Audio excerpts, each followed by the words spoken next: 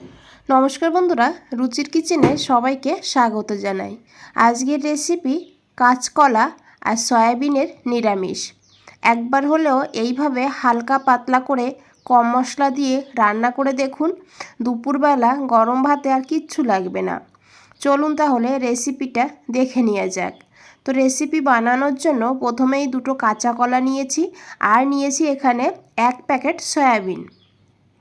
সয়াবিনটাকে একটু ভাপিয়ে নেব জলের মধ্যে দিয়ে, সেই কারণে এখানে আমি জল বসিয়ে দিয়েছি। জলের মধ্যে দিয়েছি লবণ, তারপরে এই সয়াবিনগুলোকে দিয়ে দিতে হবে। 2 মিনিট এইভাবে গরম জলের মধ্যে সয়াবিনটাকে সিদ্ধ করব, তাহলে সয়াবিনটা কিন্তু ফুলে ডবল হয়ে যাবে আর সয়াবিনে যে একটা গন্ধ থাকে সেই গন্ধটাও কিন্তু থাকবে না। তো দেখুন এইভাবে ভালো করে আমি 2 মিনিট সয়াবিনটাকে একটু সিদ্ধ করে নিয়েছি আর সয়াবিনগুলো ফুলে ডবলও হয়ে গিয়েছে। এখন এই সয়াবিনটাকে ঠান্ডা করে নেব আর এদিকে আমি কলাগুলোকে কেটে নেব। তো প্রথমে কলার খোসাটাকে ছাড়িয়ে নিতে হবে। কলার খোসাটা এইভাবে ছাড়াবেন একটু সবুজ সবুজ রেখে, তাহলে কিন্তু খেতেও ভালো লাগবে আর এর ভিটামিনটাও থাকবে। কলার খোসাতেও কিন্তু প্রচুর পরিমাণে ভিটামিন থাকে। তো সেই কারণে এইভাবে আমি খোসাটাকে কেটে নিয়েছি। এখন কলাটাকে এইভাবে একটু ছোট ছোট করে কেটে নেব, সয়াবিনের মতন করেই কেটে নেব। সয়াবিনগুলো যেহেতু ছোট, সেই কারণে কলাটাকেও একটু ছোট ছোট করে কেটে নিয়েছি, দেখুন এইভাবে। এখন এই কলাটাকে জলের মধ্যে দিয়ে দিতে হবে। কলাতে কিন্তু প্রচুর পরিমাণে কষ থাকে, সঙ্গে সঙ্গে জলের মধ্যে দিলে তাহলে কষটা অনেকটা কম হবে। এখন এই জলের মধ্যে দিয়েছি একটু হলুদ আর একটু লবণ। 5 মিনিটের জন্য এইভাবে জলের মধ্যে ভিজিয়ে রাখবো কলাগুলোকে। আর এদিকে দেখুন সয়াবিনটাকে আমি ঠান্ডা জলে ধুয়ে নিয়েছি 2 বার। এখন এই জল থেকে তুলে নিতে হবে। আর সয়াবিনগুলো দেখুন কতটা ফুলেছে, নরম হয়েছে।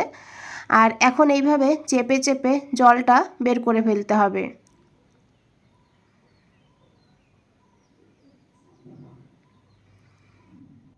এখন এই সয়াবিনগুলোকে ম্যারিনেট করব। তো তার জন্য নিয়েছি এখানে 1/2 চামচ আদা। খুবই অল্প পরিমাণে মশলাগুলো দিতে হবে, ভালো করে একটু দেখে নেবেন। তারপরে দিয়েছি পরিমাণ মতন লবণ, দিয়েছি 1/2 চামচ লঙ্কার গুঁড়ো, তবে ঝালটা আপনারা বাড়িয়ে কমিয়ে নিতে পারেন। নিয়েছি 1/2 চামচ কাশ্মীরি লঙ্কার গুঁড়ো। কাশ্মীরি লঙ্কার গুঁড়ো দিলে ঝাল হবে না, তবে কালারটা সুন্দর হবে। তারপরে দিয়েছি অল্প করে জিরের গুঁড়ো আর অল্প করে একটু দিয়েছি ধনিয়ার গুঁড়ো, আর দিয়েছি 1/2 চামচের একটু কম হলুদের গুঁড়ো, আর দিয়েছি এখানে 1 চামচ কাসুরি মেথি। মেথিটাকে এইভাবে হাত দিয়ে গুঁড়ো করে দিয়েছি। তারপরে দিয়েছি এখানে 2 চামচ টক দই, আর দিয়েছি 1 চামচ তেল। এখানে যে কোনো তেলই দিতে পারবেন। আর এখন খুব ভালো করে এইভাবে মেখে নিতে হবে। তো দেখুন বন্ধুরা, খুব ভালো করে মেখে নিয়েছি। এখন এটাকে ঢাকা দিয়ে সাইডে সরিয়ে রাখবো। আর এদিকে দেখুন 5 মিনিট হয়ে গিয়েছে। কলাটাকে ভিজিয়ে রেখে দিয়েছিলাম জলের মধ্যে, আর কলার মধ্যে কিন্তু একদমই কষ নেই। এখন এই কলাগুলোকে এই জল থেকে তুলে নিয়েছি। এখন এই কলার মধ্যে দিয়েছি কলার পরিমাণ মতন লবণ, তারপরে দিয়েছি অল্প করে একটু লঙ্কার গুঁড়ো। এখানে আমি কাশ্মীরি লঙ্কার গুঁড়ো ব্যবহার করেছি, সুন্দর কালার হবে সেই জন্য।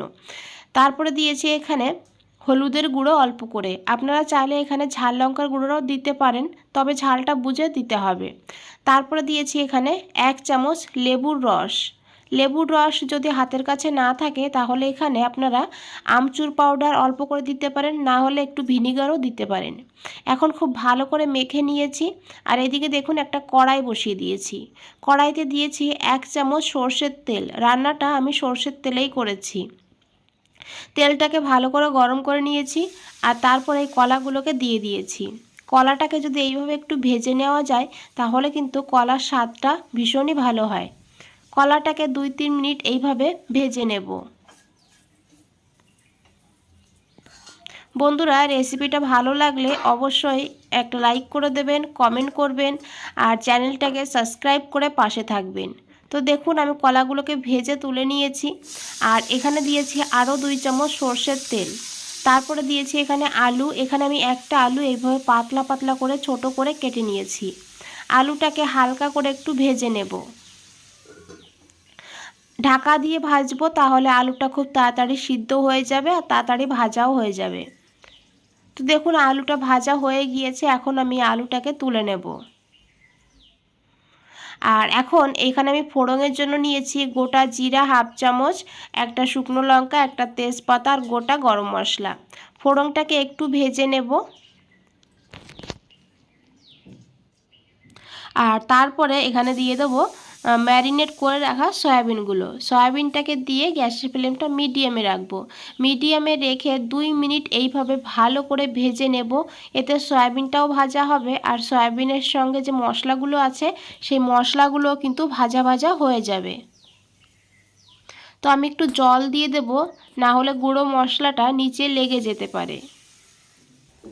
যে বলে ম্যারিনেট করে রেখেছিলাম সয়াবিনটাকে, সেই বোলটা ধুয়ে জলটা দিয়ে দিয়েছি। এখন খুব ভালো করে মিশিয়ে নিয়েছি। আর যত সময় না এই মশলার থেকে তেল আলাদা হয়ে যাচ্ছে তত সময় কিন্তু কষিয়ে নেব। তো দেখুন বন্ধুরা, মশলা থেকে কিন্তু তেল ছেড়ে দিয়েছে, কালারটা খুব সুন্দর হয়েছে। এইভাবে ভালো করে কষিয়ে নিতে হবে। এখন এখানে দিয়ে দিতে হবে ভেজে রাখা কলা আর আলুগুলো। এখন খুব ভালো করে মিশিয়ে নেব। আর তারপরে ঢাকা দিয়ে 2 মিনিট লো ফ্লেমে রেখে দেব। এইভাবে কষিয়ে কষিয়ে রান্না করলে যে কোনো সাধারণ রান্নাও কিন্তু খেতে অসাধারণ হবে। খুবই কম মশলায় রান্না, তবে কিন্তু খেতে অসাধারণ হয়। একবার হলেও বানিয়ে দেখবেন বন্ধুরা।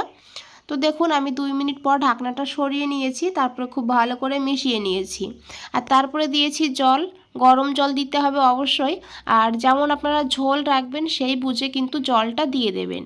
আর তাছাড়া কলাতে সয়াবিনে কিন্তু ঝোল টানে, সেই বুঝে জলটা দিতে হবে। তারপরে দিয়েছি একটু চিনি আর 2টো চেরা কাঁচা লঙ্কা। আর তারপরে খুব ভালো করে মিশিয়ে নিয়েছি। ঢাকা দিয়ে 5 থেকে 6 মিনিট রান্না করে নিয়েছি মিডিয়াম ফ্লেমে।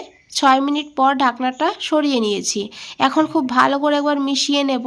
দেখুন কত সুন্দর হয়েছে দেখতে, কালারটাও খুবই সুন্দর হয়েছে আর খেতেও অসাধারণ হয়। একবার হলেও বানিয়ে দেখবেন এইভাবে, তারপরে কমেন্টে জানাবেন। এখানে কলা আলু ভালোভাবে সিদ্ধ হয়ে গিয়েছে। এখন এখানে আমি একটা তড়কা দেব। তার জন্য একটা তড়কা প্যানে নিয়েছি 1 চামচ ঘি আর তার সঙ্গে নিয়েছি একটু আদা। আদাটাকে এইভাবে লম্বা লম্বা করে পাতলা করে কেটে নিয়েছি। আদাটা একটু ভাজা হয়ে গেলে আমি গ্যাসের ফ্লেমটা অফ করে দিয়েছি। তারপরে দিয়েছি একটু হিং আর তারপরে এই তড়কাটাকে এই কলার মধ্যে দিয়ে দিতে হবে। আর দিয়ে গ্যাসের ফ্লেমটা অফ করে দিতে হবে। আর তারপর ঢাকা দিয়ে 5 মিনিট স্ট্যান্ডিং টাইমে রেখে দিতে হবে। বন্ধুরা অসাধারণ একটা রেসিপি, একবার হলেও বানিয়ে দেখবেন, তারপরে আমাকে কমেন্টে জানাবেন। আবারও বলছি বন্ধুরা, ভালো লাগলে একটা লাইক করে দেবেন, চ্যানেলটাকে সাবস্ক্রাইব করে পাশে থাকবেন। আজ তাহলে এই পর্যন্তই, ফিরে আসছি নতুন কোনো রেসিপি নিয়ে। ভালো থাকবেন, সুস্থ থাকবেন। সবাইকে অনেক অনেক ধন্যবাদ এত সময় ধৈর্য ধরে রেসিপিটা দেখার জন্য।